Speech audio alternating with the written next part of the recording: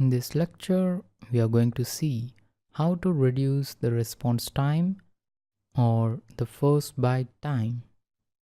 To do this, we are going to use a free plugin called Speed Booster Pack. To install that plugin, come to Plugins and then click on Add New. Then search for Speed Booster.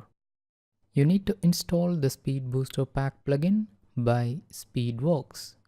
Click on Install Now, and once the plugin has got installed, click Activate. You can go to the settings of this Speed Booster Pack by clicking on this Settings under Plugins page, or you can go to Settings and then Speed Booster Pack. You need to select all the 12 options under General Options. Also, under Still Need More Speed section, choose the first 3 options, that is Load CSS asynchronously, Minify all CSS styles, Insert all CSS styles inline to the footer, and then click Save Changes. After this, visit your website. This is very important because most of the website will get its style distorted, such as if you are using some visual builder plugins or some premium themes, or even some complex themes which uses some slider revolution or some slider plugins, then your slider might not work, or even the styling of your website might get distorted. In that case, follow the next lecture. But if your website is working correctly, such as mine, then let's go ahead and do the speed testing. This was our previous page speed test where we got 83 for mobile and 91 for desktop. But the main thing we were intended to do in this lecture is to reduce this response time.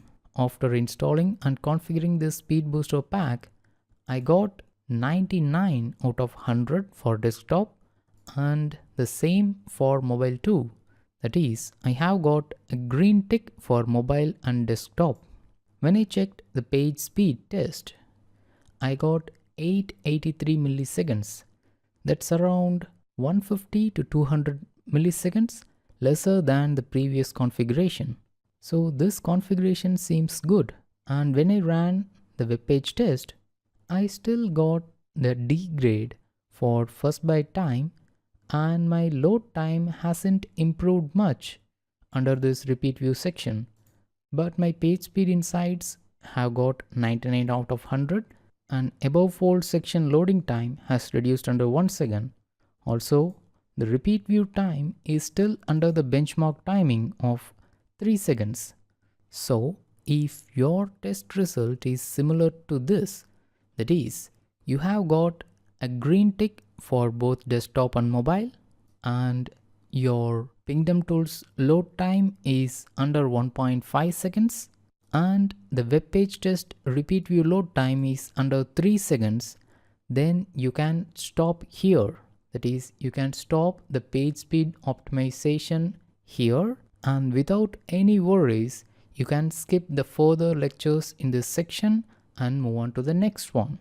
Whereas, if your score is low, or if your page loading time is not under the benchmark, or if your website style has got distorted or some elements are not working, then proceed to the next lecture. In the next lecture, we are going to install and configure a caching plugin.